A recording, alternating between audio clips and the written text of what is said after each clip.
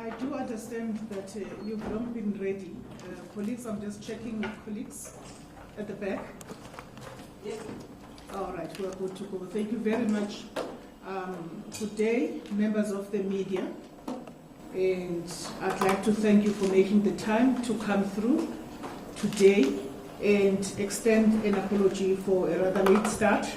We don't make it a habit to do so. I am here joined by the Secretary General of the African National Congress to speak to South Africans about a number of current developments and to reiterate and reassert the official positions of the African National Congress. With that said, over to you, Comrade SG.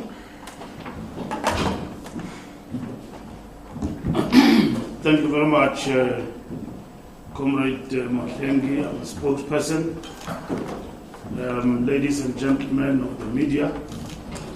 We want to apologize, but at the same time extend our heartfelt gratitude for you to making it to our press conferences. We don't take it for granted for responding to our request all the time to cover the statements that we make that are intended to communicate the decisions of the African National Congress. We have convened this press conference to take the nation into confidence against developments taking place in the country and as a way of closing the vacuum against false narrative that the country is rudderless. These falsehoods instill uncertainty and worry in society. The leadership role of the African National Congress is uncontested. We therefore reaffirm our ability to address problems confronting the country, and we call upon society to defend democracy and collectively explore solutions. The African National Congress, as the leader of society, the role we have earned over decades of struggle, and the custodian of the aspirations of the people, takes this opportunity to address critical issues facing our nation. We assure our people that the ANC will not stand idle while lawlessness, criminality, and opportunism undermine the sovereignty of our country and the well-being of our citizens. Recently, I think 2 days ago, this country, we had by-elections. The African National Congress expressed heartfelt gratitude to South Africans for electoral support in the December 4th by-elections across the country. This reaffirms the people's trust in the ANC as the custodian of their aspirations. From expanded access to essential services like water, electricity, and healthcare, to equity in opportunities and South Africa's respected standing in the global community, our 30-year transformation journey proves that South Africa today is a better place than we found it.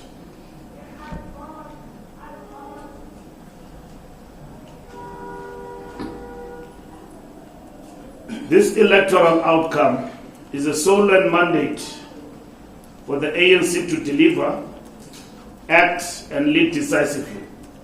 We direct all ANC-led municipalities to act with urgency and discipline, ensuring the swift implementation of service delivery projects. Leaders must serve with humility, remain accessible, responsive, and transparent, particularly prioritizing the needs of women, youth, and people with disability, as they represent not just their offices, but the millions who entrust the ANC with hope for progress. The ANC will not tolerate underperformance, inefficiency, or corruption within its structures. Leaders who fail to meet their mandate must rise to the challenge or step aside. We expect all our deployees to be guided by revolutionary morality in discharging their public duty. When services are delayed or promises broken, it is the ANC as a whole that is held accountable. We call on all leaders to honor the trust placed in them and work tirelessly to restore dignity and hope to our communities. Out of 18 by-elections that took place, ANC won 14, which is overwhelming victory. And this has been happening in local government since 29th of May. We lost in Mtuba to Inkatha Freedom Party ward. In 29 May, in that ward, we got 217 votes. In this election, we got more than 938 votes, which means we're covering the lost ground even in KwaZulu-Natal. We snatched a DA ward in Namakwa land in Northern Cape. And we say thank you, Siyabonga, to our people. In Tabazimbi, a municipality which we took action against those who were deployed by the African National Congress, and we took a decision to go to a by-election because we cannot be tolerant to wayward public representatives who are not accountable and think that they are law unto themselves, risking losing that municipality. And we are happy to come back. And then even though we did not win overwhelmingly, we won with the largest number of people. 15,000 people voted for the African National Congress. Out of 27,000 people that took to the polls, 15,000 people voted for the African National Congress. We got 10 seats in Tabazimbi, 10 seats that we got out of 12 seats. Others came in through PR, and we're still discussing with the IC the question of the PR numbers which are supposed to be allocated to the African National Congress. South Africa cannot afford complacency, and the ANC will not allow self-interest to undermine progress. The time to act is now. We reaffirm the ANC's commitment to South Africa's partnership with nations across the globe, particularly the African nations with whom we share common developmental objectives based on mutual growth and shared prosperity. In furtherance of this developmental vision, Nigeria is one of the countries with whom we share mutual interests and reciprocal growth. The relationship with Nigeria has strengthened trade, cultural exchange, and economic cooperation between the two countries. However, to all immigrants residing in South Africa, whether from Africa or elsewhere in the world, we are clear. You are welcome here only if you respect the laws of our country and contribute positively to our society. There are those who exploit South Africa's generosity and believe they can operate outside the law without consequences. We make it abundantly clear South Africa is not a playground for lawlessness. As the President said, the relation of visa laws as they relate to Nigerians does not equal entry into the country without passport. And we are aware that there's been a distortion of what the President said. And it was said that President has said Nigerians can come to South Africa without passports or visa. That is a total distortion. It's a total distortion. It's not even a distortion, it's a lie that has been deliberately peddled to project this government as being not just insensitive, but lacking direction in relation to strengthening of the immigration policy for the country. Entry into the country without a passport, including necessary administration requirements. Anyone who undermines our legal system or compromises the safety and economic opportunities of South Africans will face the full might of the law. This includes immigrants who engage in criminal activities and South Africans who enable this criminality by illegally registering businesses or aiding criminal behavior, zamazamas, drug peddlers and drug laboratories, and illegal immigrants. Our patience has been overstretched. South Africa's hospitality must never be mistaken for weakness. Our communities cannot live in fear. The law must be enforced. The time is now. As an organization, we continue to make strides in reclaiming the Spaza shop sector as part of revitalizing township and rural economies. Many Spaza shop owners are registering in line with the President's call, ensuring that South Africans benefit from this important sector of our economy: women, youth, and people with disabilities. The 500 million allocated to this initiative will impact thousands of lives, creating opportunities, economic growth, and jobs. The time has come to enforce compliance more rigorously. We must not falter in ensuring that the laws of the country are fully implemented. This includes ensuring that no illegal immigrants are allowed to operate at drug shops in our country. Those who are legally in the country, they must prove investment in the business of over 5 million as required by the law. We are pleased that as of last night, 51,788 Spaza shops have been registered, with 45% being KwaZulu-Natal. 800 Spaza shops have been closed to date, with 93% of these being foreign-owned. We call on the government to employ additional inspectors to monitor the sector and ensure that it serves its intended purpose, empowering South Africans and restoring economic dignity to our communities. The Spaza shops that are not compliant, as per the President's grace period, should cease operating or face the law. We cannot watch when our children die and the local economy suffer as a result of lawlessness.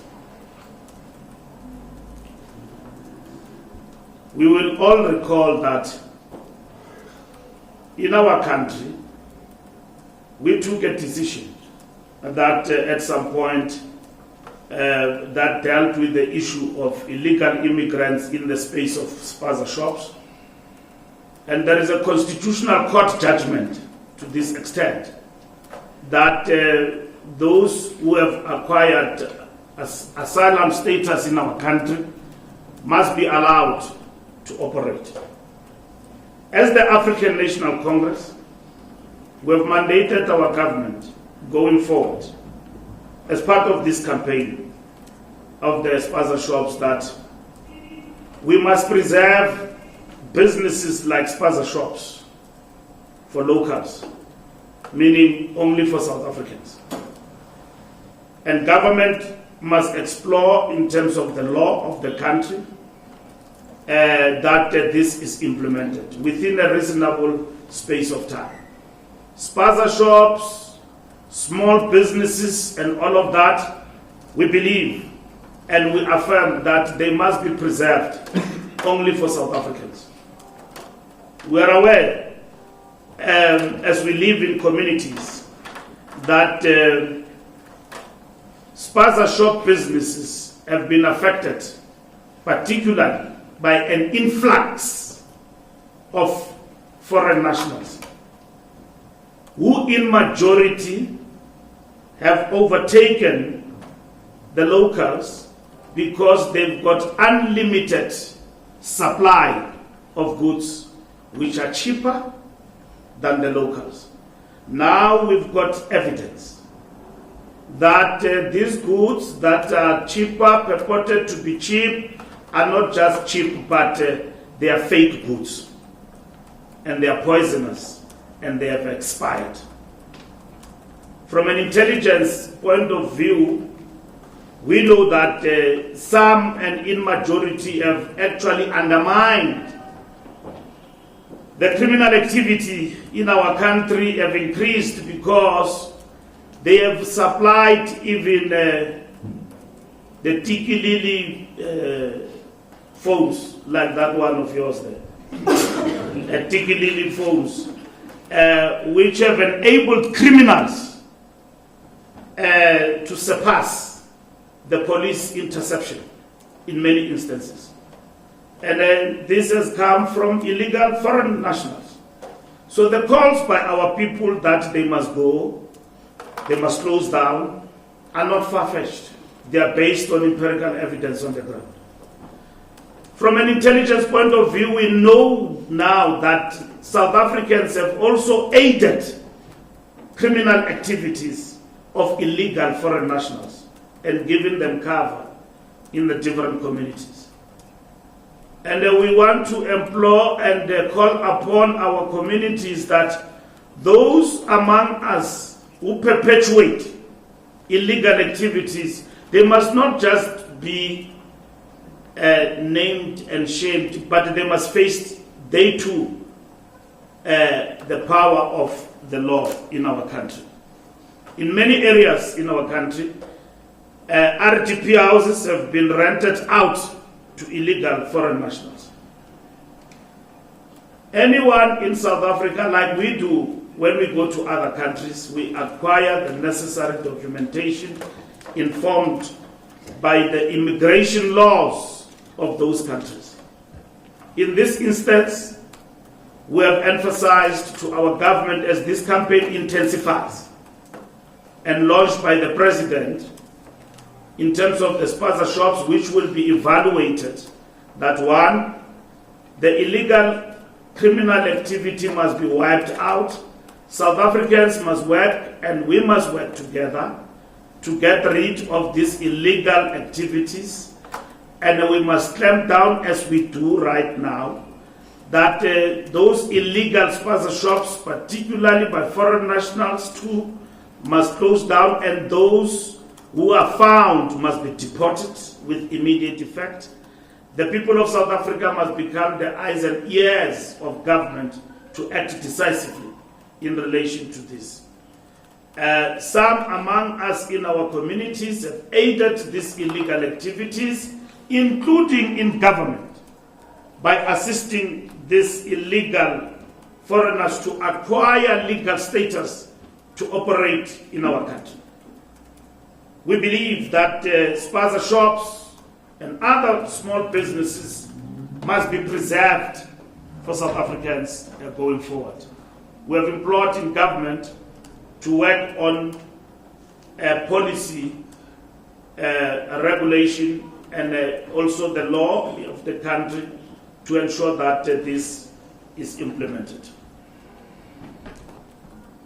On the matter of Comrade Thembisi Melani, the ANC is guided by its principles of integrity and ethical leadership.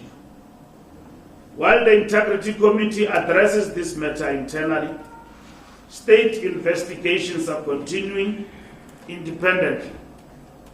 The ANC does not prejudge the outcome of these processes, but we remain resolute in our principle of stepping aside when charged, as a demonstration of accountability. The ANC respects the constitutional prerogative of the President when it comes to cabinet appointments. We, however, note the heavy strain and impact of this matter on the organizational brand and image, and the voices of civil society for her to step aside pending a full inquiry and other legal processes and independent bodies. We believe and trust in the ability of the independent bodies to discharge their mandate and responsibilities. At the present moment, the minister is not charged and has not been found guilty by any of the institutions, may it be Chapter 9 institutions like the Public Protector and so on. And there has not been any precedent before where a person who is not charged but implicated in one or two things while serving as a minister has been forced by the rule to step aside. Step aside apply when a decision by either of the law institutions have actually been taken. So we respect those particular processes. Should the outcome of those processes give us any recommendation which may be adverse on the comrade, necessary steps will be taken by the African National Congress. The release of Janus Walus. Today, the murderer of our leader, Janus Walus, will be released from prison, if not released already, taking with him to his homeland the truth of the assassination of our leader, Comrade Martin Tembisile Crisani. We are reminded of the immense loss inflicted on our movement and our nation.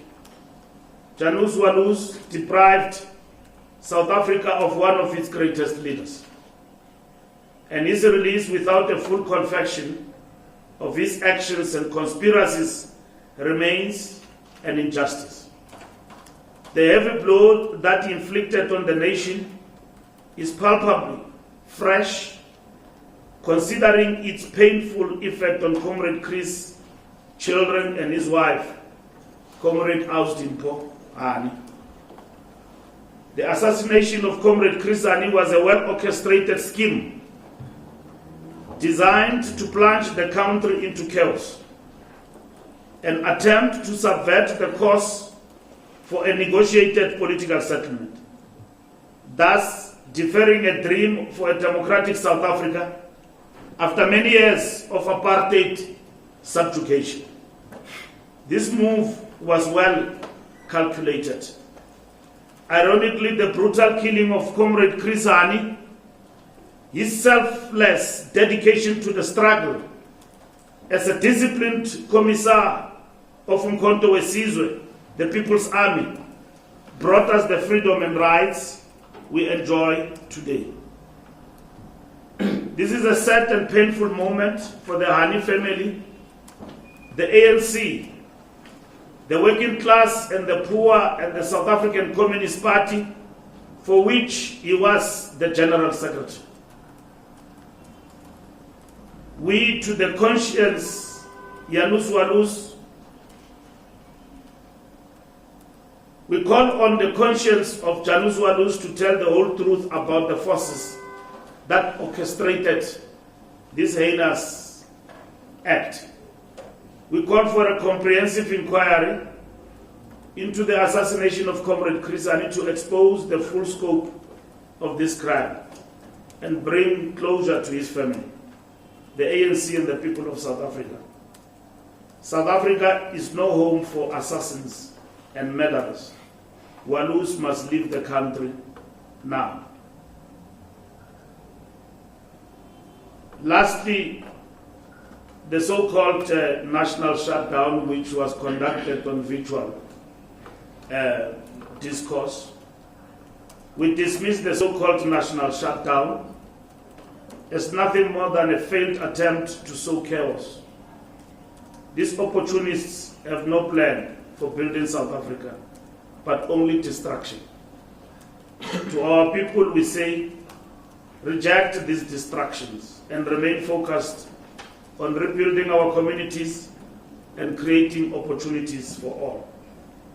The ANC remains resolute in defending South Africa's sovereignty, uplifting its people, and ensuring that our country is a home for all who respect its laws and contribute positively to its growth. We are here to lead, and we will not falter in this responsibility. We will not betray our values and principles, nor abandon our goal of a non-racial, non-sexist, democratic South Africa and a cause of a better life for all. Our democratically elected president, Comrade Cyril Matamela Ramaphosa, remain our president and will be defended. The people shall come, and the people have spoken. Ramaphosa is a product of a democratic process and leading the African National Congress. We know the attack on President Ramaphosa is the attack on our nation, is an attack on the African National Congress. We are not like any other country. We are a democratic country. Our people, in terms of their rights, even to differ with government, are enshrined in the Constitution. Those who seek to devour these principles in one way or the other are not democrats. They are anarchists. We have seen them before, and we are noting them now. And we equally call upon the state to be decisive. Not like before, when they cost this country millions of rands and affected the progress of building this fragile economy. It has happened before. More than 400 people died. More than 400 people died in this country. The law must take its course. Should any anarchist seek to devour the principles of a democratic process in South Africa. Thank you very much.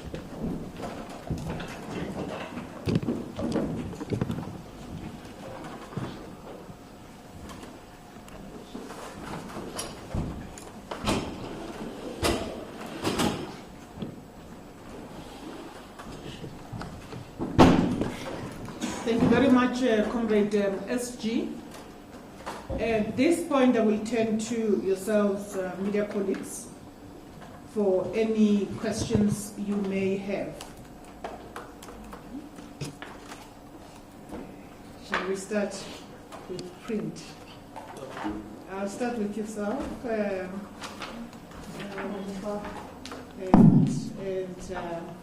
go to my brother over there. Mutusi, we're starting there, and then we'll go to my brother over here, and then also proceed to yourself, my brother, in the second row. I see those three, and then I see newsroom. So let's take those four initially. Okay, thank you. It's Kenny Mapanga from SABC News. Mr. Mbalula, I know you've addressed the issue of the Minister of Justice being redeployed to human settlements. But for the ANC, what message does that send to the nation? I know you are stating quite clearly what the step-aside rule states, but what harm would there have been in a special leave while this is concluded, as the ANC has taken a serious stance, as it states, on corruption, and considering that this is quite a serious issue and impact it has had on the nation, why not consider it further until the matter is concluded? Thank you. So, I'm sorry, I can't get your question. You didn't get my question, yes. So the redeployment of the Justice Minister, you've stated already what the step-aside resolution tells you, and she hasn't been charged, etc. I'm asking, what message does that still send to the nation, that instead of allowing a special leave or any other circumstance like that to take place, to allow her to be redeployed without this matter being concluded, taking into consideration that VBS was such a serious issue when we speak of corruption in the country and the kind of impact it had on the nation? Thank you very much. Then proceed. Yes. It's my name from Welela News. SG, as we spoke about with what is happening with the Spaza shop in the country and lawlessness, SG, there was an incident that took place in Alexander whereby Spaza owners, they were armed and they went to the councillor's house, and they was threatened for making a statement of saying that the Spaza shop must close down. Where do they get that confidence to do that? Number two, to follow up on my colleague regarding Minister Simelan, the president of the veterans, he also went public and displayed his unhappiness about the decision that it was taken. The last one, Sango, in KZN, they've made the statement and saying that they're going solo. They are not more going with the ANC because of the PAC in KZN not engaging them, and so they decided to take that position. And you worried SSG because we are mandated by the conference to lead this office and make decisions with what is happening in between. So with that, don't worry going to the local elections with what is happening with the alliance. Thank you very much. Thank you very much. I assume you meant to say the ANC, not the PAC. PEC, or the Provincial Executive Committee. Yeah. All right, thank you. Newsroom? Oh, no, it's meant for you, and then newsroom, yes. All right, thank you very much. My name is Mudiba from the Inside Factor. Just a couple of questions for the SG. You spoke about municipalities and the role of the ANC leadership and how they must be held accountable, be accessible, and provide key services. Now, SG, we have in our possession documents, screenshots, voice recordings, bank statements of a mayor in Northwest, in Nakamudi, called Kumalo Mulefe. 3 weeks ago, there was a strike in Mafikeng. Recently, there was a protest happening in Lichtenberg, in Ziras, in Nakamudi, because the mayor and the CFO have not paid service providers who have been doing bulk water services and building of water infrastructure. Instead, he's building fire stations which don't have water. So the residents are now complaining that instead they don't have water in that municipality, but the mayor does not want to pay service providers who don't give him kickbacks. So in our position, we've got those screenshots. We have we have messages of the mayor telling service providers to put money into a certain account if they want the invoices paid. So I'm just trying to ask is, as Nakamudi is a water authority, are you not worried about the service delivery protests which are currently happening there due to a lack of water? And will make available the evidence that we have to the leadership will actually be taken against this mayor. And the reason why I'm directing this to you, Mayor, is because when we ran an investigation in Matlosana about the CFO who got moved out of investigation, she herself used to have this thing when councillors, ANC councillors, when they want to hold her accountable, say, no, I give money to the ANC leadership, I give money to Balula. The same mayor now is doing the same thing, that he's giving money to the SG for his campaign and all sorts of things, of which there's no evidence of that.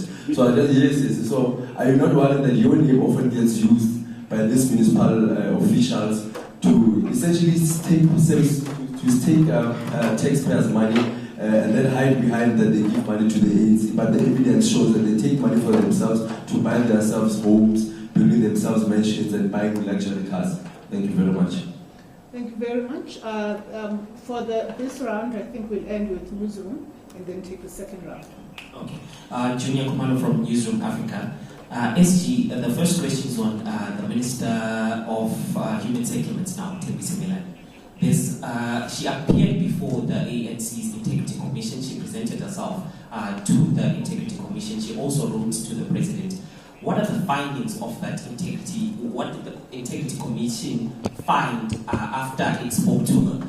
I ask this because the ANC has consistently, its Integrity Commission has consistently seen some of the leaders that are accused of a various number of things, including the President when it comes to the Phala issue.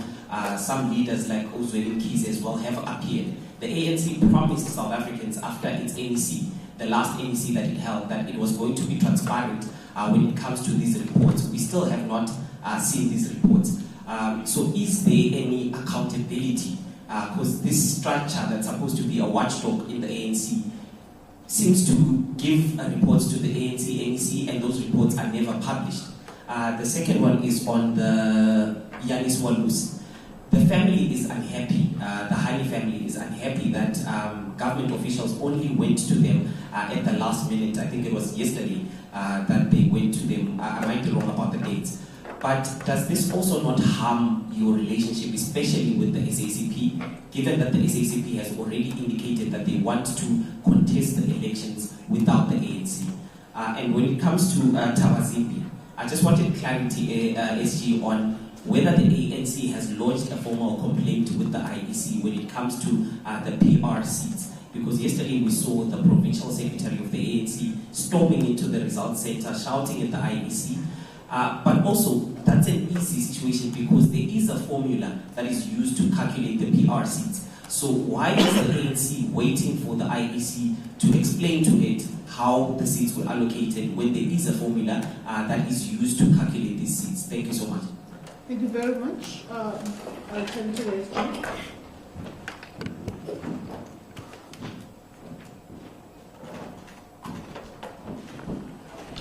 Thank you very much, ladies and gentlemen of the media, for your questions. Starting with SABC, reappointment of Justice Minister.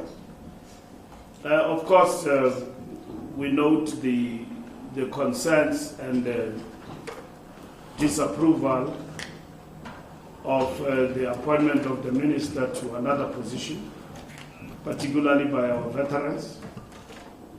But veterans should have raised that matter directly with the ANC. I've had Comrade Snuki talking in public. He should have called the president, but he did say in the public that he's going to call the president and raise his disapproval about the matter. And I don't think the president will not have listened or will not listen to the veterans of the organization. So I will implore on our, and I saw put Mavuso also raising the matter. I think the issues that they are raising deserve to be listened to. If they talk to you, it's fine, but they must go straight to the decision maker. I wouldn't stand here and say the president did not take us into confidence about this swap. He did. But as you know, decisions about swapping people in cabinet are not made available. Why people are swapped for whatever reasons. So I will implore on our veterans to approach the president. He's coming back over the weekend from Algeria. And even if it goes to talking to the officials and raising the matter, I don't think it's for us to exchange in public. What I'm explaining as the Secretary General is the position of the organization in relation to Tembi and Estendi, in as far as the rules that govern integrity when it affects a member of the ANC. What does it say? It says if you are charged with corruption and other serious crimes, you step aside if you are charged. That's what it says. What I'm explaining is that Tembi is not charged. There are allegations that are made against her, and in this particular instance, have not been tested in a court of law by way of a person being charged. What we know is that she's taken to the public protector. She has appeared before the Integrity Commission. When those reports are done, they will be brought to the president in terms of the public protector, the Integrity Commission to the ANC. I asked Comrade Frank Chikani whether or not they finalized their report, and with Comrade Tembi, he said to me they are not done. So that I can tell you for free. He said they are not done yet. And then I said, okay, that is fine. In as far as veterans raising their concern that they believe that this is a wrong move, there is dissent in the organization and there are no holy cows. they've got a right to raise that matter with the organization, not with the media. Maybe the media can come after, but with the organization directly to say, comrades, we think you have faltered in this case. And I'm not going to argue with them in a public platform because they've got the reasons that they've advanced in relation to the matter per se. And that's where it is. And I will also implore on them to come to the officials, even if it means on Monday, because we meet every Monday. We are meeting this Monday, and we are meeting also with Gauteng province. But I think the issues that they are raising require attention of the organization. So it's not a matter that you can run roughshod, ignore it, and not listen. So at least we need to listen to each other and engage. This is their party. And if they think that their party is going astray, is not doing things right, they've got absolute right. Not just to raise concerns, but to engage with us and the president of the organization. So I will leave it there and expect them to approach the party and raise these matters. But I will not condone public discourse on a matter that require party attention, because I don't think they are raising it in vain. They are raising it because they want steps to be taken in relation to that matter. And I don't think that the president runs the party alone. He runs it with us.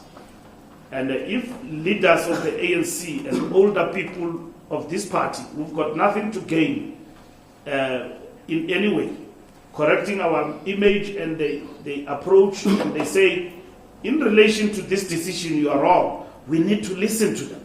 There's nothing wrong with that. The ANC need to listen to its veterans when they speak. And ANC veterans must address the party leadership directly and not through the media. And so we will expect them to come full force and engage with us on this particular matter. On the matter of what is your Mtunzi is my name, sir. Mtunzi? Yes, sir. Yes. What is your news? Oh, Welela, okay. Threat by foreign nationals. We have seen many of these kind of things happening. Port Elizabeth, Cape Town, Alexander, and everywhere else. Law enforcement must be enforced to deal with such activities. We can't have people doing as they wish in our country. When we are raising a matter that don't give our kids expired goods. And some of them have been found destroying expired goods in Skukuru. But our own members of the ANC, found them destroying expired goods in the field. And we are encouraged by councils, local government, municipalities that have stepped up and intervened. So we need to intervene, and communities work with law enforcement to deal with anarchy in South Africa. So that's what we have said. And I have explained our position on Spaza shops going forward. It doesn't end with the closure. As we deal with the closure and the illegality of the Spaza shops and the regularity of the health situation in terms of goods that are in these Spaza shops, we need to deal with that. But over and above that, we believe those businesses must be preserved for South Africans. And it must happen in the context of the law. When we went to court and were dealing with these illegal foreign nationals, they brought an urgent court application which went to the Constitutional Court. There is judgment to this effect. So we must then deal with the law to deal with this particular issue. And government must be seen to be active to protect the nation And that's what we want as the ANC, and it should happen, and we'll keep checks on it as this matter is implemented going forward. It's a popular sentiment. It is based now on empirical evidence. It is not thumb-sucked. It is true that illegal foreign nationals are there in the business of Spaza shops. It is true that foreign nationals are actually having goods in their Spaza shops that are expired. And in majority, it is them, but not exclusively. It is them. They have completely annihilated local Spaza shops, which were there in our townships. And now we know, from an intelligence point of view, why it is like that. They are selling cheaper goods, which are produced outside the country. They come through the ocean, and then they are downloaded somewhere in the warehouses in our country. That has been found, at least in KZN, under the leadership of the capable General Mkhwanazi. So we're not thumb-sucking. That is a reality. We are no longer asking, where do these people get sunlight? Why is it cheaper? And Johnny Walker is not working this way, he's working this way. I mean, why? So we know that this Johnny Walker comes somewhere. Better just maybe Johnny Walker won't do something. I want to wait to yourself, but I don't want to kill and I'm trying to as fast. So these things are cheap, they are fake goods. We know. Now they come through our ocean. Now, it is not just human beings in terms of our porous borders, even goods that are fake are coming through our borders. So, we know that from where we're standing now, out of this process, we must act on that. But over and above that, how do we preserve some of the local businesses? We learn from Africa also. I've been to Ghana. Ghana have passed a law where if you want to open a Spaza shop or a local barber shop, there's a lot of Nigerians also in Ghana, like anywhere else in the country, it is preserved only for Ghanaians. In Ghana, not far away from us. And why is South Africa not learning from that? Even here, next door in Zimbabwe, and some other countries. So we need to act on that as government. And as the ANC, we have implored on our government to act expeditiously on this matter. SAMCO, from where we stand, they've made peace with our structures in KwaZulu-Natal. And it's a matter that we don't take lightly. We will engage with SAMCO National, working on this matter, and we've been working with the national leadership of SAMCO to address the concerns of the comrades of SAMCO in KwaZulu-Natal. Inside factor, we will wait for your evidence, but we are aware about your report in terms of the allegations that are made about our mayor. It's a simple process. Our structure there must investigate. And if the evidence comes to anything, it must be acted upon. I don't know. I don't collect monies from municipalities. I mean, they don't pay rent to me. I mean, I don't do that. So I can't answer that particular question. Newsroom, we have explained to you. Integrity Commission is doing its work. There's no report that is not processed. We have reported to you here that the reports were processed, what decisions were taken. I've reported back to the Integrity Commission after the NEC. I am now implementing some of the recommendations as agreed by the National Executive Committee and the Integrity Commission. We've got terms of reference, we are working. So, Integrity Commission it's a permanent feature of our NEC meetings. So whenever the NEC meets, that's why I was asking Uput Frank Mfundis, is there a report? If necessary, he will come himself and present to the NEC, or I present the recommendation and the NEC debate.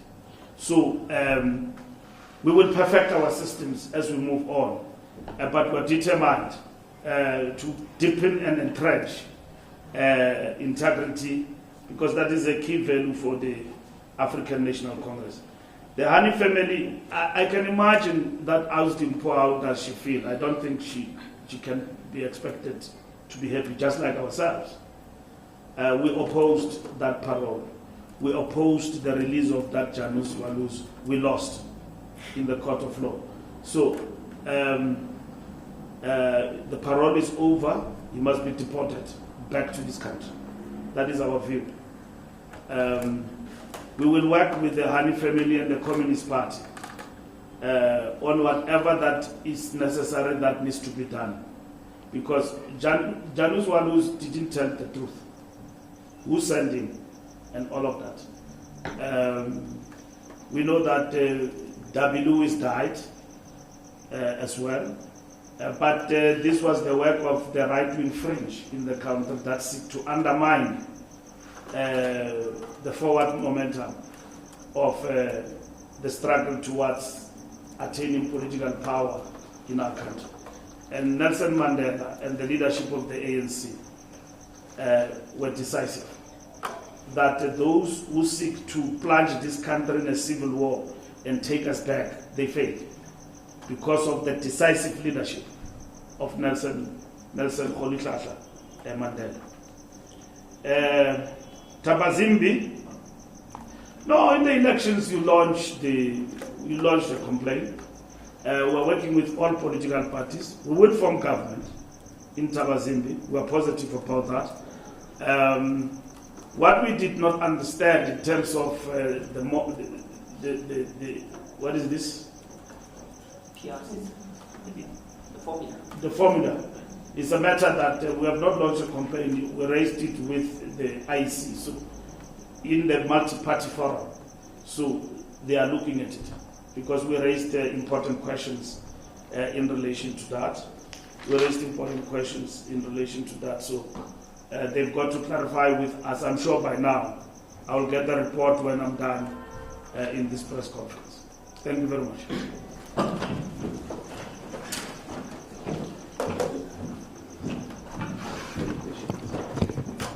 May I turn to SABC? Thank you, SG. I turn to SABC. Okay. Yes, Ntebu, and then, okay, we've got three. Let's keep it crisp, colleagues, and you'll be the last. Inside factor. Yes. Okay, my name is Ntebu. I'm with the SABC.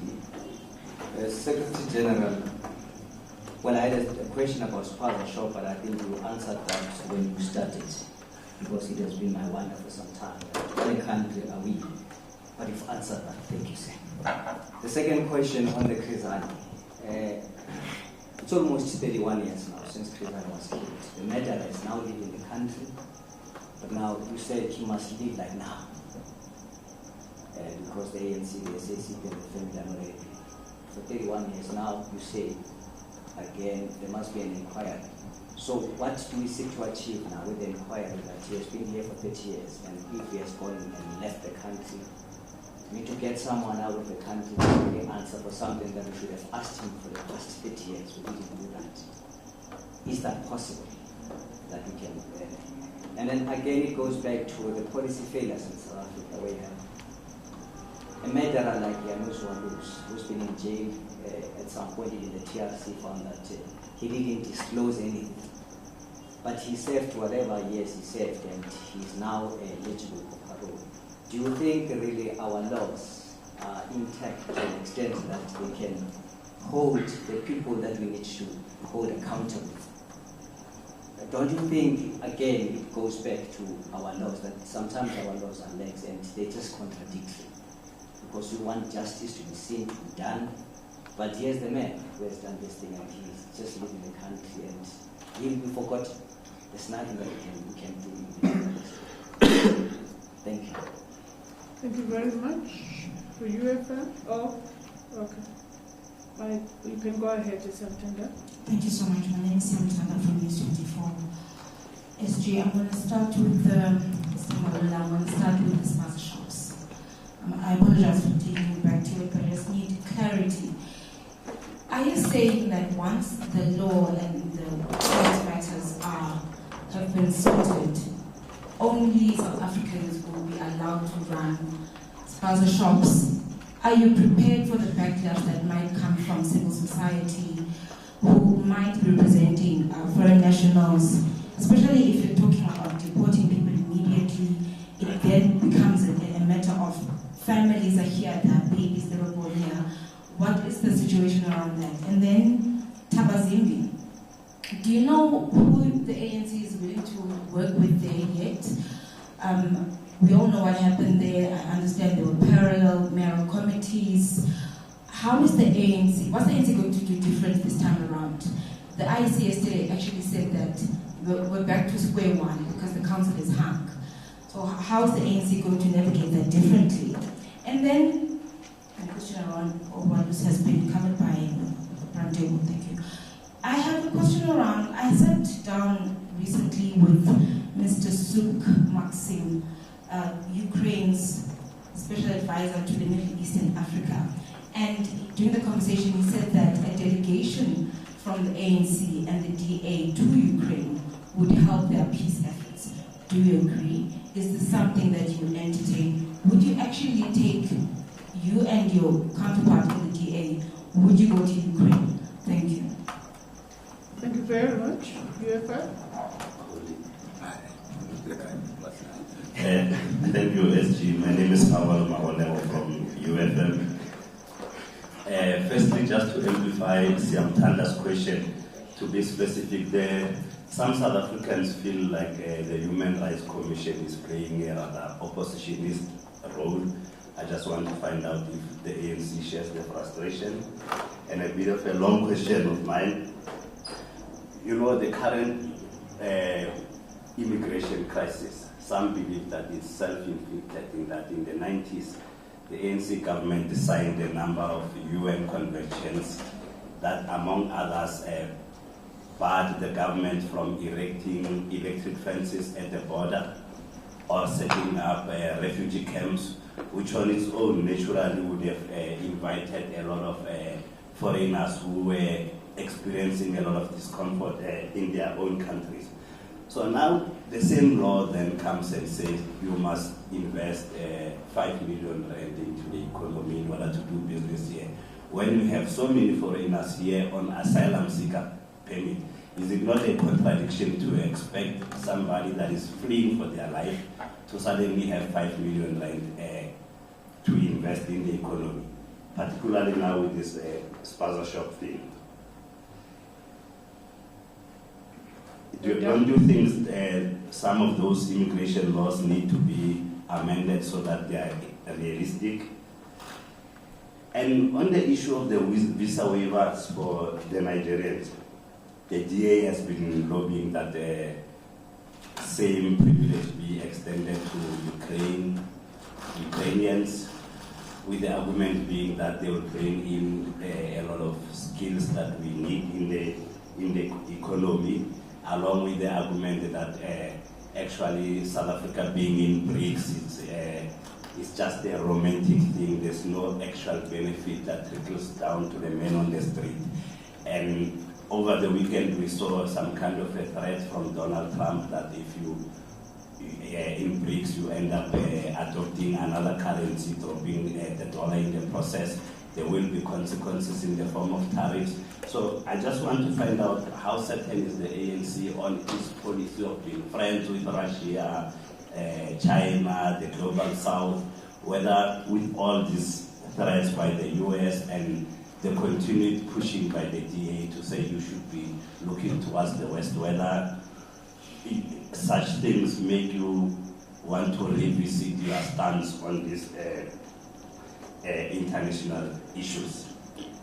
And finally, the director of the America Trada Foundation was in court today, where he's, I believe he's a person of interest in the 1989 killing of some 2 MK activists, combatants rather.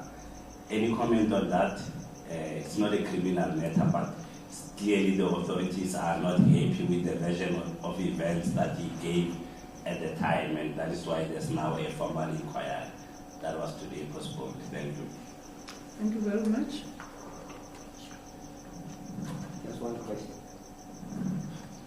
I'll really indulge you because you also waited on.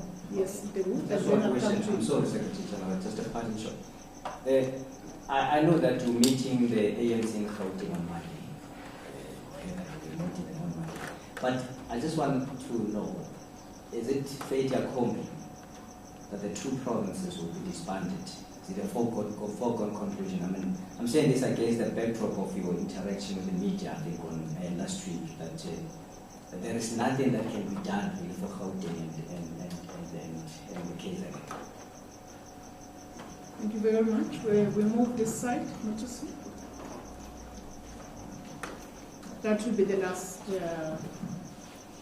question. Thank you very much, SG. It's Mulibe again from the Inside Factor. Just a bit of clarity. Okay, the evidence that you've asked for, will give it to you because the information that we are seeing is information that comes from ANC members, from the municipality, comes from officials of the municipality, which they've shared with the provincial leadership. And the provincial leadership has done nothing. So that's why they came to members of the media to say, guys, expose this because our leadership is not taking anything seriously. So that will be shared. Just a bit of clarity again because you've answered my question on the evidence side. Now, also, just to stick with that municipality in Nakamodiri, it's a water authority. There's a service delivery protest that is happening not only in that region of Nakamodiri. Your thoughts on that? That there's a protest that's happening there, which essentially is about the lack of water in that municipality, which is being entirely sabotaged by the mayor there. The mayor has not addressed the residents there. He's not said anything to the residents there. Even today, we received videos and queries from members of that, from community members there, raising concerns. They've not received anything from the mayor or saying anything, when will the water come or stuff like that. So just to answer that question again, to say ANC members are not on the ground, they're not being held accountable, and communities are then running to members of the media for help.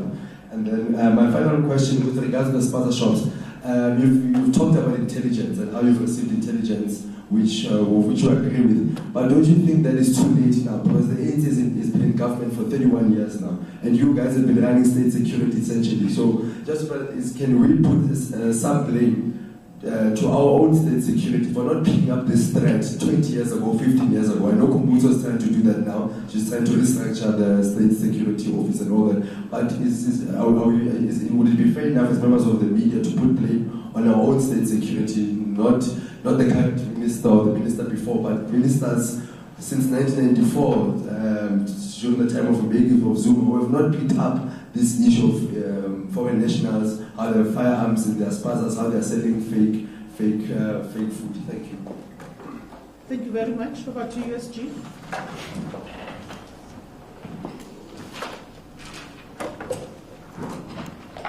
Thank you very much, SABC. Yanus Walus. If the inquiries it will bring about closure, it is a matter that we believe should be undertaken. And that's what we are advocating for. It doesn't matter whether he is here or not, but inquests get to be open from time to time to look at matters, even post facto. With regard to News 24, Spaza shops, what was your question? Are you prepared for possible backlash from civil society? Civil society has always been backed up in most of the time in terms of issues given South Africa's constitutionality. So we are saying that matters must be interrogated and be implemented in the context of the law. And that's what is important for us. But what the evidence is telling us from the intervention since the president have pronounced 2 weeks ago is what we see, that they are illegal Spaza shops. They are distributing and selling expired goods. And so all of those things now are there for everyone to know in terms of this process. At Tabazimbi, we are talking to everybody. I think we will conclude those discussions between today and over the weekend and take a decision about that. It's not possible to have ANC delegation. We don't agree on Ukraine-Russia conflict. We don't agree. What are we going to say? Because when we go to Ukraine, we will tell them, let's proceed to Russia. They will refuse. You saw almost John Stazen, he was a Mr. Mystery Man there in Ukraine with a parachute and all of that. So we're not going to agree. Our view is to talk to both, and the war must end, cessation of hostilities and so on. And we've been playing that role, shuttle diplomacy, in a way, through our president and working with others to bring about an end to that particular conflict. So the DA option and the ANC is not going to work. Yeah. I can tell you right now, you don't have to waste your time about it. UFM, human rights, play a oppositionist thing. I think they are doing their job. They are doing their job, and they must do their job without favor, and because it's part of the Chapter 9 institutions. The 5 million rand is part of the requirement, and we need to adhere to that requirement before you can open any Spaza shop in the local areas. Now, the complexity of the South African situation, given our porous borders, is that people come here, and some of them, they say they are here, they've acquired political asylum status, whereas they just walk through the border into the country.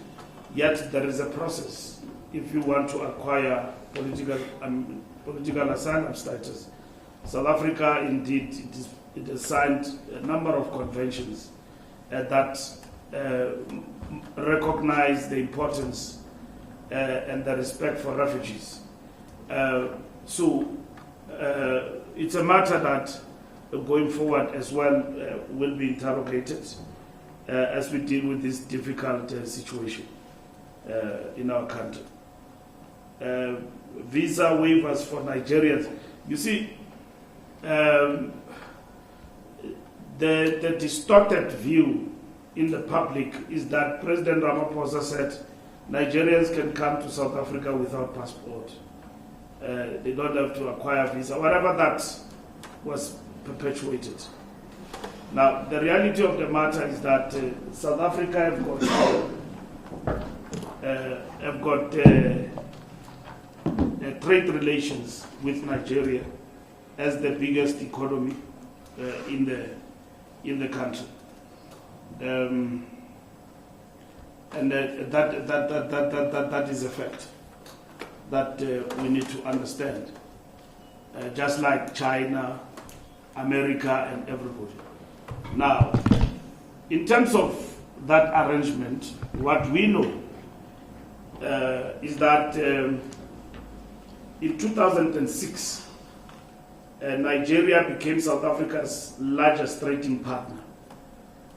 In terms of bilateral trade, it increased from $16.5 million in 1999 to approximately $1.5 billion by 2006.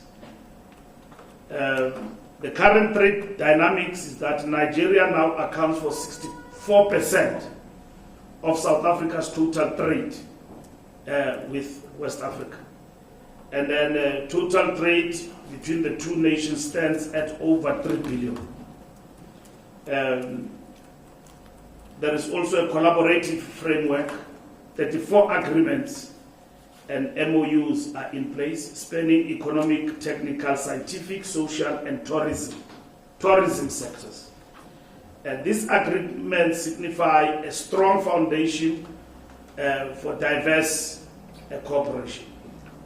We are also signatories to Africa Free Trade Agreement opportunity. As Africa's largest economies, Nigeria and South Africa play pivotal roles in the African Continental Agreement. Currently, we've got fewer than 10 Nigerian companies operating in South Africa, compared to over 100 South African businesses in Nigeria.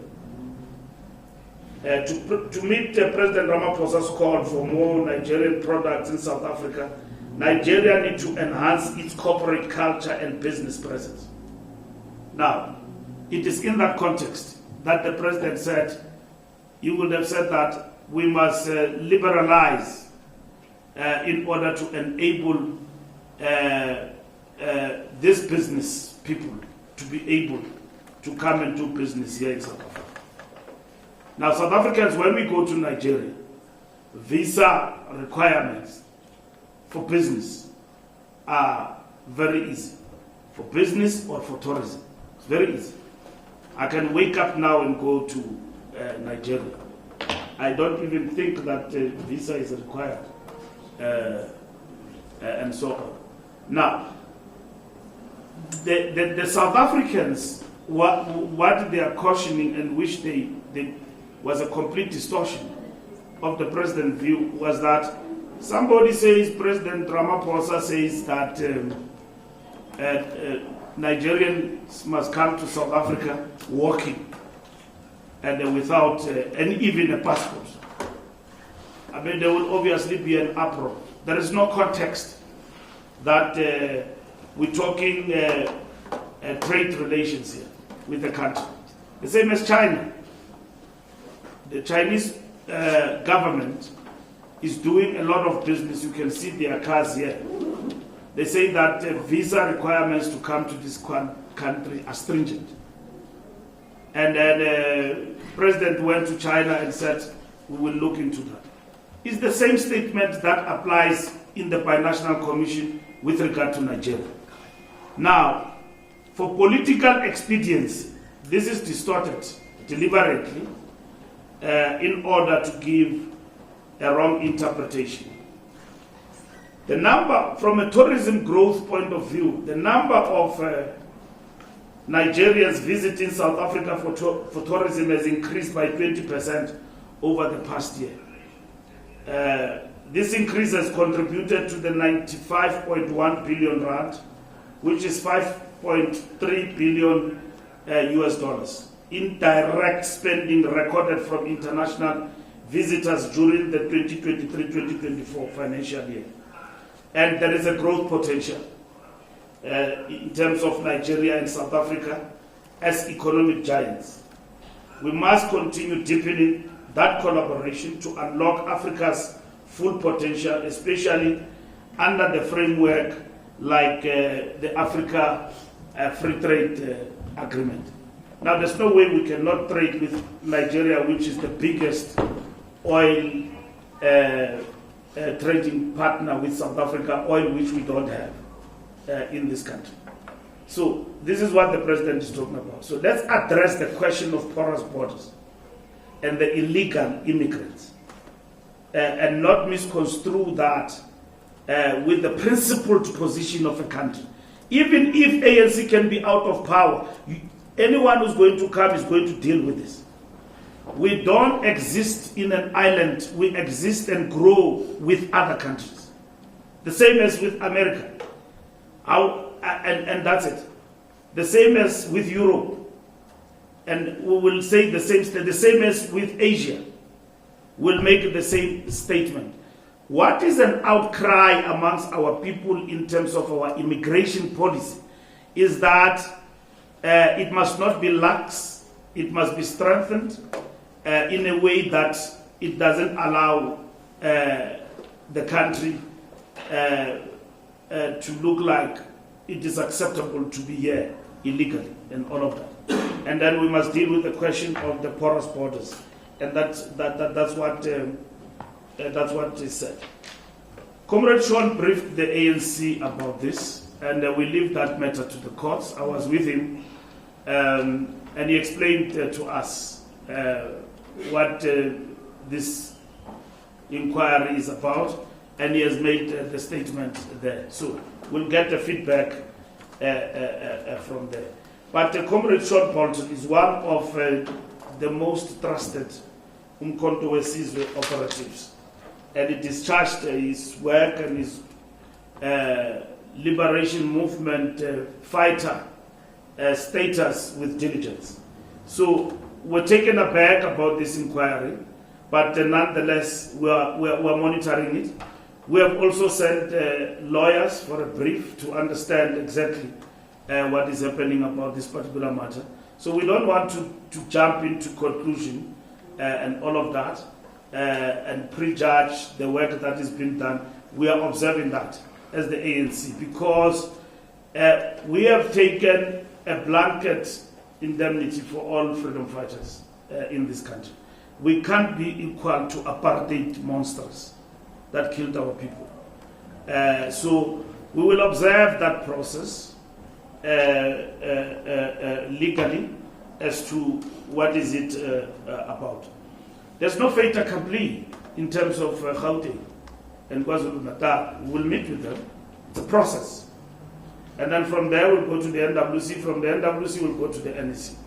So NEC will take a decision, and the NEC will want to take a decision informed by the engagement. We went to KwaZulu-Natal, we went to Gauteng, we came back, we engaged with the provinces. Even on Monday, it will be the same process. We'll engage with them, we will tell them what we think. I've seen other people in public making statements to the effect that this is the ANC perspective that will inform disbandment. No, disbandment is not the only option. I said to you, when the NEC is done, we'll give you a perspective of what is happening in these two provinces. Whatever decision we arrive at, it will be a decision to strengthen the African National Congress in Gauteng and KZN. So we are not onlookers. After elections, immediately we went down, and I've seen people in self-defense mode. No, we are being blamed. National is not blaming itself, and all of that and so on. Some of them don't understand democratic centralism. And it's not judging people. It's about saying, here is the problem.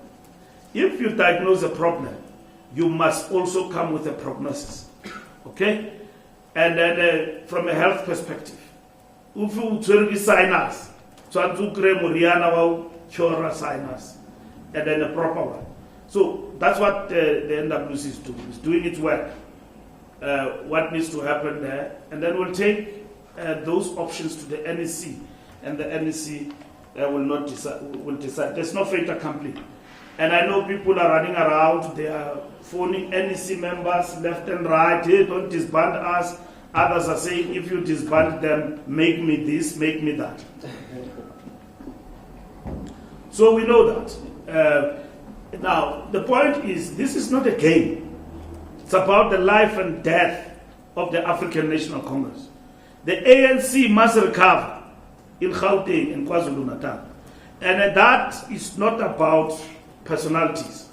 It's about the organization, how it responds to our demise in these provinces.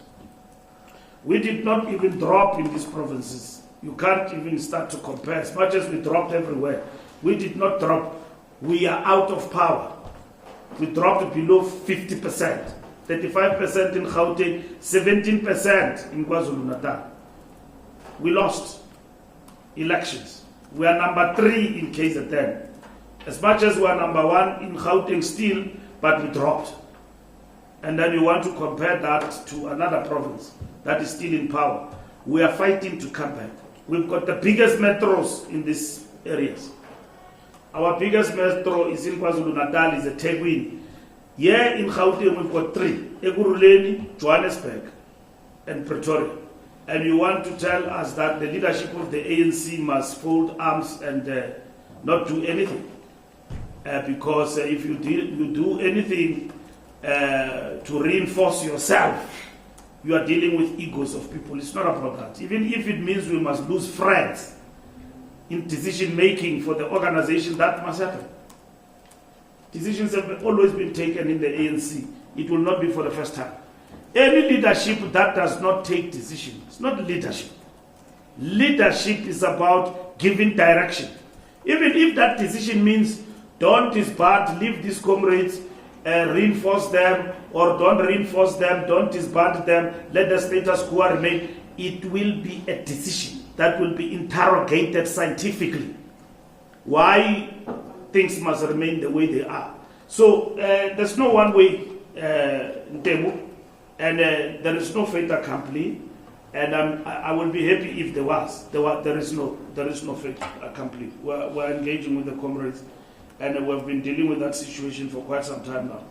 Inside factor, protests happen all the time. We deal with them as they come, and our comrades will have to handle that situation. Intelligence is a moving target. So the intelligence I'm talking about is not intelligence from state security. It's intelligence that is gathered through our own eyes and what we see from the closure of these Spaza shops and the things we've seen in the social media and everywhere. We now know the truth. We've been asking a question. Where do these people, for instance, get these cheaper goods? They are fake and all of that. No, they are coming via the ocean and then they are dropped. And probably also via road, fake cigarettes, fake alcohol, everything. When you go to a shop in a local area, this is a shop of so and so, and this is a shop. You compare the prices, you will see. And they are very generous in terms of giving debt. So that is why we now know that abantu IDs are banji. South Africans are also working with them to protect this illegality on the ground. And there's no justification for criminality that you are unemployed, you must be a criminal and kill your people. There's no justification for that. Our people have sold their houses and rented them out to these criminals in the different areas. And because every month they are getting rent. Kids have been trafficked and prostituted in different areas. They are paying. I was Minister of Police. We closed, drug dens and everywhere. In Tanzania, there is a street there.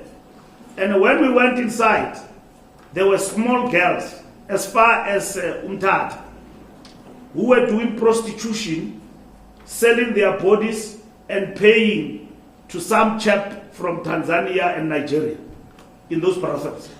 And the house was owned by a former cop. We closed them down, we destroyed them. We destroyed them in Kagiso. When the community was, we redeployed even police corps there. We closed them down and destroyed them. And that's what must happen. And this is what we are saying must actually happen going forward. So that evidence is there. Not only Spaza shops, illegality that is happening with these Zamazamas now. The stories that come out of that Stelfontein and every place, there is a whole community down there. And somebody is getting rich somewhere and making a lot of money. So government and the government must look at this means and deal with them in the long term. So intelligence is out there. All of us, we gather it through yourselves as well as the media. You give us this information inside fact on blog, and not blog, and you must unblock me. You can't blog, and then I'm happy that you are here. You can't blog news. No, that is against the law of the country. How are you? Even if I don't like you, but you can't block me. You block me. No, thank you very much. Let's take it outside.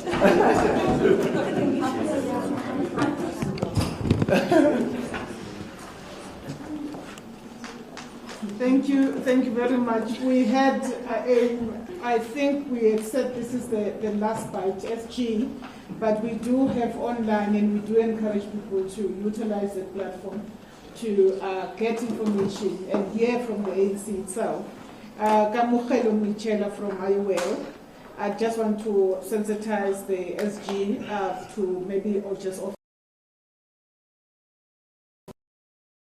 Adding to my colleague, Junior Kumalo's question, the Integrity Commission currently has a backlog of unprocessed cases and the list continues to grow.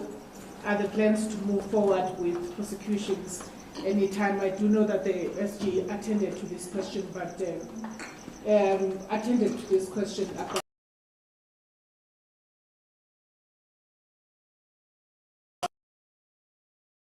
very much. Yes. No, there is no backlog. All cases were attended to. And so if you were attended to, and there are recommendations that the last NEC have agreed must be implemented. So here at Lutulia House, we are implementing those recommendations. So there's no backlog.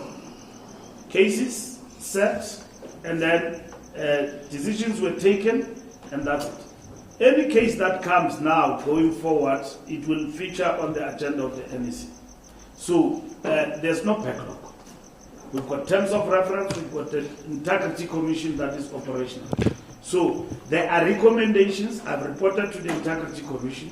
There are recommendations in relation to individuals, and some must go to the DC. I met again with the prosecutor of the ANC, Comrade Urian. He briefed me. He's dealing with the cases. I will brief the NEC in relation to that, and I'll brief also the Veterans League. So matters are being processed. As and when decisions are taken, we'll report in public about them. So I've said the Tembinga main issue, I asked the Integrity Commission, and I've responded to you. They said they are not done, but it did appear, and then they are engaging with it. So that is the matter, and many other matters that they deal with. Okay, thank you.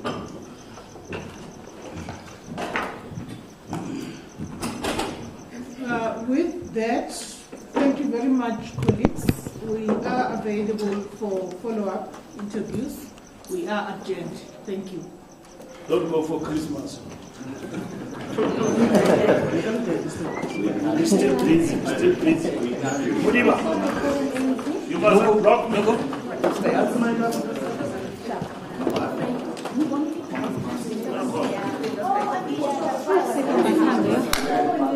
Sure.